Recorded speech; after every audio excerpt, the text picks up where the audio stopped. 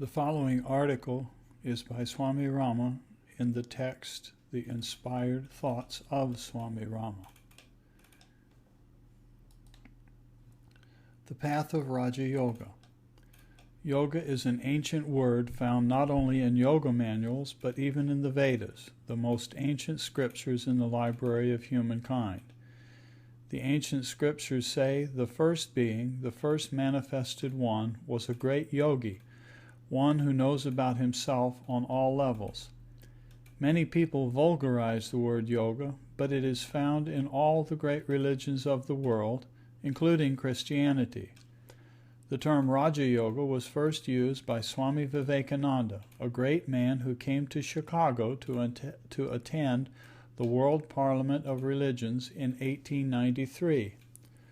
Raja means royal, and this yoga is called royal yoga because, unlike other systems of yoga, which are vague, this one is precise and systematic.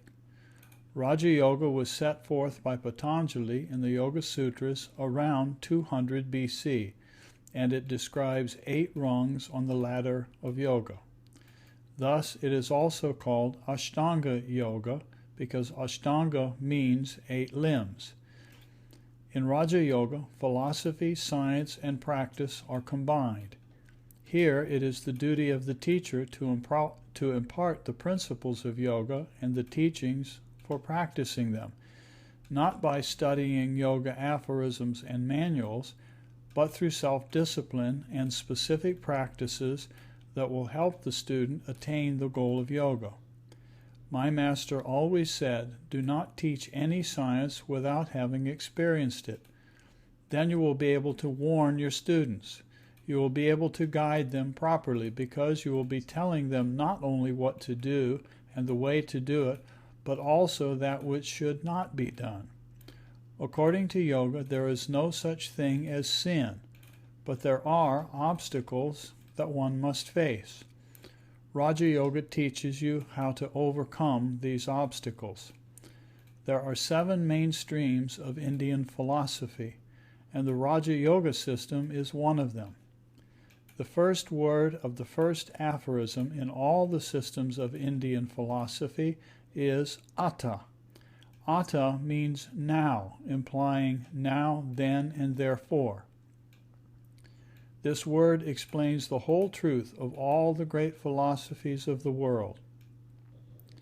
It means that before you study Raja Yoga or apply the science of Raja Yoga, you should prepare yourself. But Western people have no time for preparation. They want to attain spirituality instantly, like instant tea or coffee. Many teachers, therefore, commit a serious mistake. They give students mantras and different techniques and practices, but they do not prepare them properly. Thus, the students become confused and are not benefited. There are many varieties of yoga, and all are equally respected. But having many varieties can also confuse students. The truth is simple, but some teachers can make it so complicated that the poor students become bewildered. The Raja Yoga system, however, is a scientific path, and along the path there are milestones so you can watch and see how far you have to go. It is a beautiful path. The relationship between the student and the teacher or guide is extremely important on this path. If the teacher instructs you selflessly for your benefit, follow him. But if you do not find him selfless, and if he does not practice the ideals he preaches, do not follow him. A selfish teacher cannot communicate with his disciples truthfully. A true teacher is known by his selfless, loving behavior, for selflessness is the expression of true love. If this is missing in a spiritual relationship, then it is not true spirituality, and you should call it something different. A competent teacher is one who practices and who knows what he is teaching. See if your teacher is selfless. If he is, follow him. It is that simple. Be an insider. If you sit down quietly and calmly, you will come to know that the purpose of your life is self-realization. To communicate with another person, you have to open your eyes, open your lips, move your limbs, and express certain gestures. But to reach within, you do not have to make any such effort. The easiest way is self-realization. The easiest way is to know thyself. But this is an inward journey, and for that you have to learn to become an insider, one who fathoms all the levels of life and finally realizes the source of consciousness. It is so important to be an insider that when someone comes to the monasteries of the Himalayas, we first try to determine whether this person is an insider or an outsider. We do not care how much he has studied the scriptures.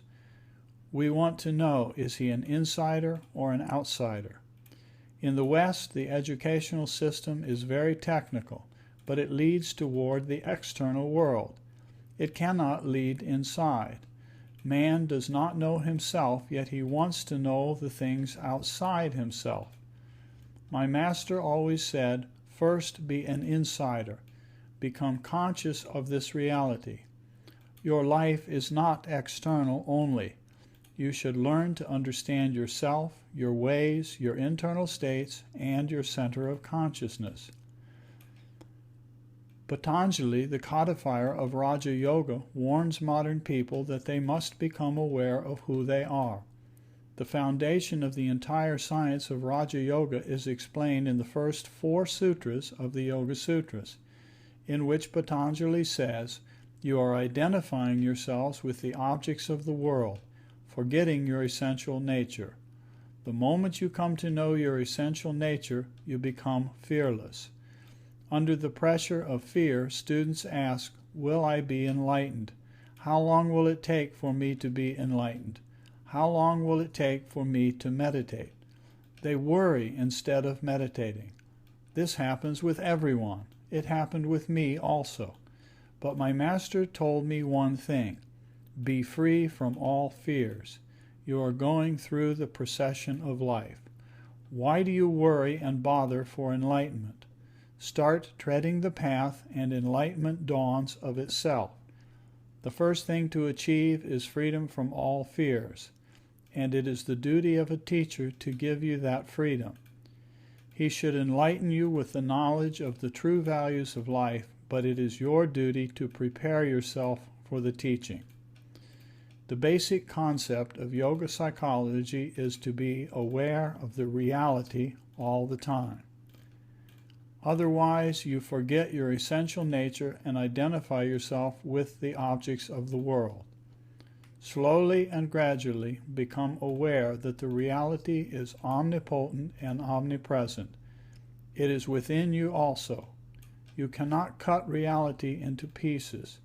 That is the dualistic concept. Reality is within and without. There is only one truth, and it is omnipresent and omniscient.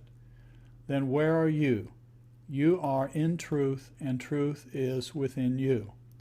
You simply have to become aware, and that awareness is strengthened by constant practice. In the beginning, there are practical problems.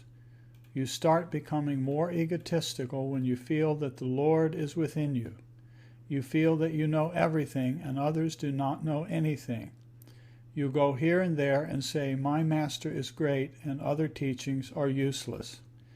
These egotistical problems contract the personality, consciousness, and vision. But when you sit near your teacher and listen to him attentively, he resolves this problem. Similarly, when you try to become an insider, when you start meditating and become aware of the reality within, one of the first problems that arises is that you become an introvert. And when you become introverted, you either come in contact with your suppressions and repressions, or you become egotistical. This is a practical problem that all aspirants face. When you become an introvert, you are not meditating, not at all. You are just coming in touch with your superficial self, which is full of conflicts. The science of Raja Yoga teaches us not to identify with the objects of the world. We are used to seeing, examining, and verifying things in the external world, but no one teaches us how to see and look within. This is most unfortunate. According to Raja Yoga, even if you start to look within, you will have to face practical problems. For instance, you may feel a lack of confidence. Fears and self-condemnation may arise. For whenever you close your eyes, you see yourself. You start talking to yourself. My master taught me something very interesting that I will never forget. I would like to repeat it again and again so that you will remember too. One day the ruler of a mountain state came with all his guards to see my master. It was about 8 o'clock in the morning, and I was standing outside the cave. I was perhaps 15 or 16 years of age. I was brought up very freely by a yogi, and with a humble person I was very humble, but with an egotistical person I was very egotistical. To be frank, I did not have much knowledge. I used to imitate great yogis. The way they would sit, I also would sit, but I did not know what to do next. This ruler came up to me and demanded, "Brahmachari, I want to see your master." I replied, "You cannot see my master. Get out of this place. Don't disturb us." The ruler's secretary and guards were shocked. They said, "Do you know to whom you are speaking?" "I don't care who he is," I said. Then the ruler came forward and very humbly said, "Sir, may I please see your master?" So I said, "You are most welcome," and took him inside. My master remained seated the whole day, and twice a day he changes his posture. His daily nourishment consists only of a small amount of milk. When the ruler came in, my master opened his eyes and smiled. "Son, how are you?" Now that man had been educated at Oxford, and he wanted to be like a Britisher and make polite chit-chat. So he said to my master, "Sir, you seem to be very lonesome." My master replied, "Yes, because you have come." This reply shook him. It changed his whole outlook toward life. When you jabber your whole life, let me tell you that you make yourself lonely. Your favorite people make you lonely. Those whom you love and who claim to love you make you lonely. This is a fact. But do you know that this is not love? It is attachment. Love and attachment are two different things. Love means giving selflessly, excluding none and including all. Attachment is possessing something. In reality, it is bondage. There is a vast difference between love and attachment. Western people say, "How can you live without attachment?" Well, you can live wonderfully without attachment. You can live on love. Love and attachment are poles apart. One is the cause of freedom, the other is the cause of bondage. The 10 commitments of Raja Yoga. In order to attain the highest state of consciousness, or Samadhi, Patanjali describes 8 rungs on the yoga ladder. The first 2 rungs are 10 commitments, not commandments, but commitments. You do not have to be commanded to follow them by some teacher, yogi, sage, or scripture. You should be committed to them because you know what you are doing. So first, learn to know what you are doing, then start following. A blind follower will not arrive anywhere. On this path, you come in touch with 2 sets of commitments, yamas and niyamas. One set helps your communication with others, the other improves your internal being. Be truthful, be kind, be nice, be gentle. In my childhood, I learned those lofty ideals by heart, but I did not know how to practice them, for they are merely words that we use to console ourselves and others. So my master said, you should learn no, that is, do not lie, do not do that which is not to be done, do not think that which is not helpful. So So first your teacher introduces you to the real teacher within you, which is called your own conscience. Then you start counseling within. I should not do this because it is not helpful. This is creating an obstacle for me. The teacher inspires you, gives you strength, that strength which is already within you. The teacher introduces you to your own conscience and says, "My child, look within and be guided by this." I can assure you, however, that the day you start counseling within, you will make mistakes. But so what? Life is not meant to be ruled by don't. You have to make mistakes and you have to learn from your mistakes. But they should not be repeated. Otherwise, confession has no meaning. I confess, please forgive me, my Lord. And again I repeat my mistake, and again I confess. This is not repentance. Great are they who learn from their own mistakes and don't repeat them. Not repeating is real repentance. The yamas, the first rung of the ladder of Raja Yoga, are ahimsa. Ah means no, himsa means killing, hurting, harming, or injuring. Satya, not lying, not doing things against one's own conscience. Asteya, non-stealing, not having any thought colored by greed, which makes one selfish and egotistical. Brahmacharya, celibacy of mind, action, and speech for monks, and having control over sexual appetites for the householder. Aparigraha, not expecting gifts and favors from others, as well as keeping the mind free from wanting to possess things that belong to others. The niyamas are saucha, cleanliness of both body and mind. Santosh, being content with the fruits you receive from doing your duties. Tapas, not allowing the senses to contact the objects of the world and thus create obstacles on the path of spirituality. Senses dissipate the mind, and when the mind is dissipated, you cannot attend to work properly. Svadhyaya, study of the sayings of the great sages, study of the scriptures as taught by self-realized and competent teachers, and study of one's own internal states, action, and speech. Ishvara Pranidhana, being aware of the reality, witnessing the center of consciousness within, surrendering the individual soul before the universal soul, or expanding the individual consciousness into cosmic consciousness. These 10 commitments of yoga science prepare you to communicate with people outside and to be composed and tranquil within. Then you can start doing your work. Start treading the path within, from gross to subtle to the subtlemost center of your being. Asana and Pranayama. The third rung of the ladder of Raja Yoga is asana, or posture. There are 2 sets of postures in yoga, physical postures and meditative postures.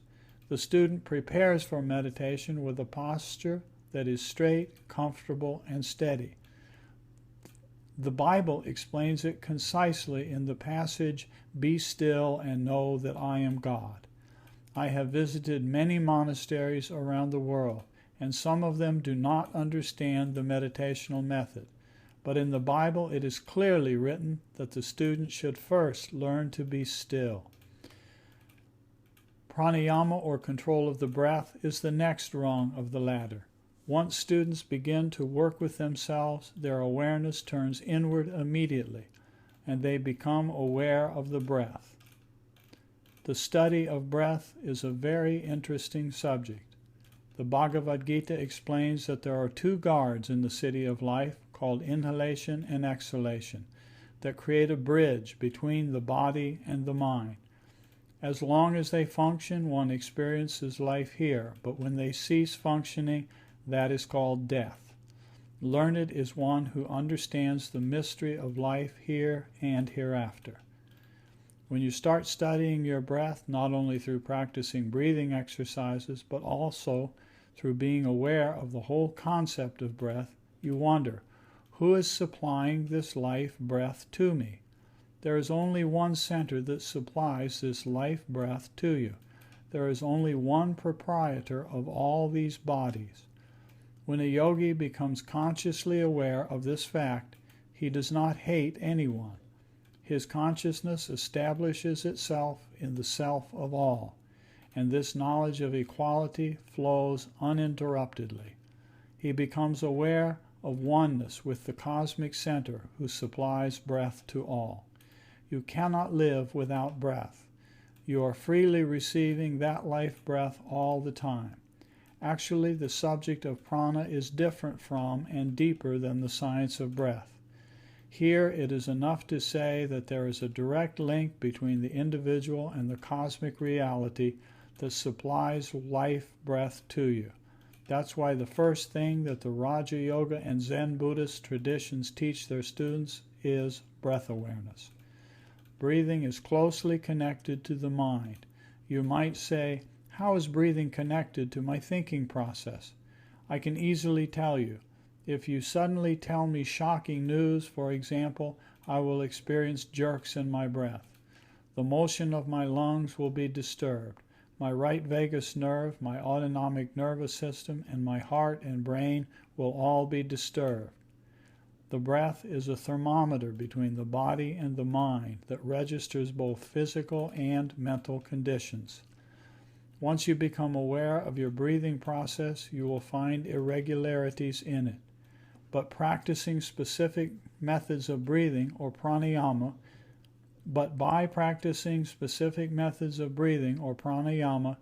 you can gain conscious control over the unconscious activities of the autonomic nervous system and eliminate these irregularities.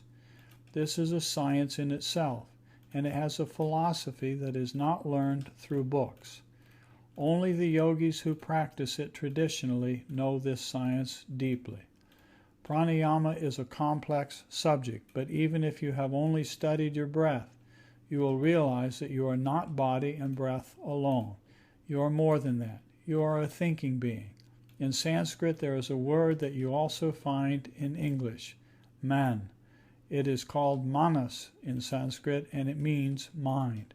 The English word man is derived from the Sanskrit word manas. You are not merely a body, you are a thinking being as well. So your thinking process should be under your control. You should learn that all the modifications of the mind can be brought under conscious control, as Patanjali tells us. The last 4 rungs of the Raja Yoga ladder are devoted to this end. Control of the mind. You can learn to control your mind very well because it is yours, but do not try to control the minds of others and make them dependent. When one becomes dependent, one suffers, so you should learn to be independent, and you should not make others dependent upon you. When you have learned not to identify yourself with the objects of the world, and when you have perfect control over your mind and its modifications, then you realize your true self. For control means to gather together the dissipated forces of the mind and to become creative and dynamic. Control does not mean suppression or repression. When Patanjali talks of the withdrawal of the senses, pratyahara, the 5th rung of the ladder, he does not mean that you should withdraw yourself from the world. Instead, you should make all your actions spiritual and change your attitudes and living patterns. What happens when you have control over your mind and its modifications? Your personality is transformed, but you do not become abnormal. Patanjali is very direct and truthful about this. He says, then you will be established in your own essential nature. Once you have known your true nature, the center of consciousness within, from which consciousness flows in various degrees and on various levels, you are enlightened. To dispel the darkness of ignorance and attain freedom from all suffering is the philosophy of Raja Yoga.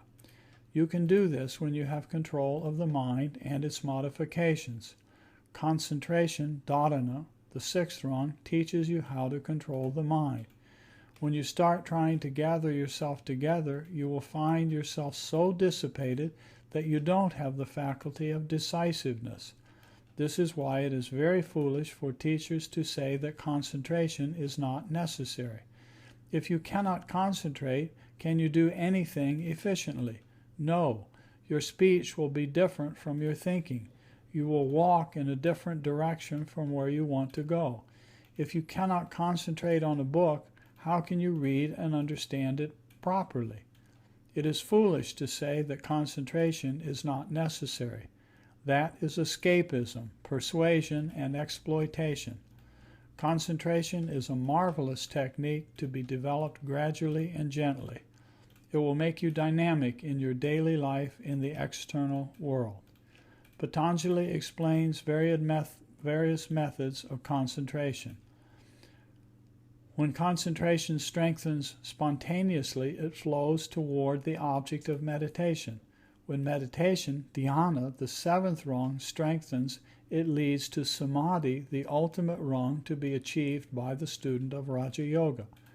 There are various stages of samadhi, but after one has attained the first stage, he is no longer in the bondage of misery and pain. Some students think that they can attain samadhi without practicing the preliminary steps of Raja Yoga, but that is not true.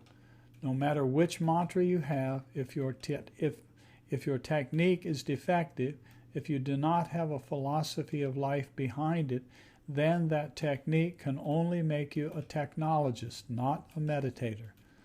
Work with yourself gently. As you look after your body, look after your mind. Proper meditation is very useful, and Raja Yoga teaches that. Learning to unlearn. Once you start doing meditation, you will come to know that life consists of more than merely learning. You talk of learning. You say, I want to learn, but that is not the proper attitude. There is something higher. On the spiritual path, unlearning is much more important than so-called learning. What you really need to learn is unlearning, but only in meditation will you discover what this means. I wish you could forget everything. If you could forget all that you have learned, in which language would you talk to yourself? What would be your state of mind?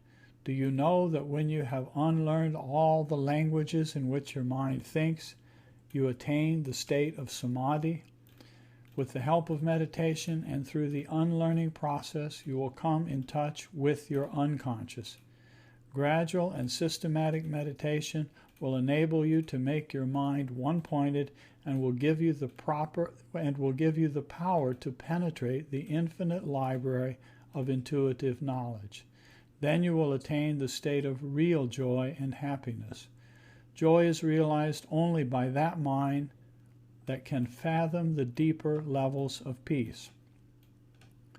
One who has attained such equilibrium of mind is never disturbed by worldly fetters because he has learned how to remain undisturbed, how to live here and now.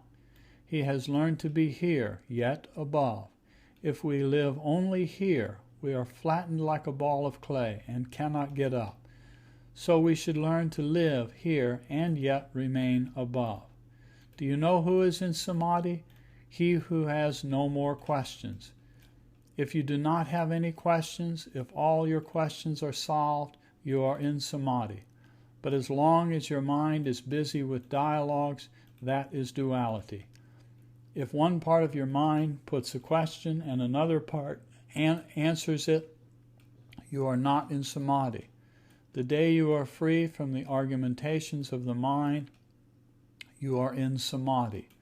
Samadhi is strengthened when you learn to practice your meditation constantly, without any interruption. This final rung of Raja Yoga has led you to become the most practical of persons, for now you are fully free, in full awareness of reality. You are the architect of your spiritual life. You should learn to build it. Be brave. The brave alone enjoy the world. Learn to enjoy the world by living here and now. Atta, the first word of the first aphorism of Patanjali's sutras, tells you to be here and now. Raja Yoga says that you should learn to understand your whole being. You are a nucleus and the universe is your expansion. You have to know the nucleus first, and then you'll know the expansion. The relationship of the individual with the universe will be easily understood after attaining Samadhi or union with the absolute reality.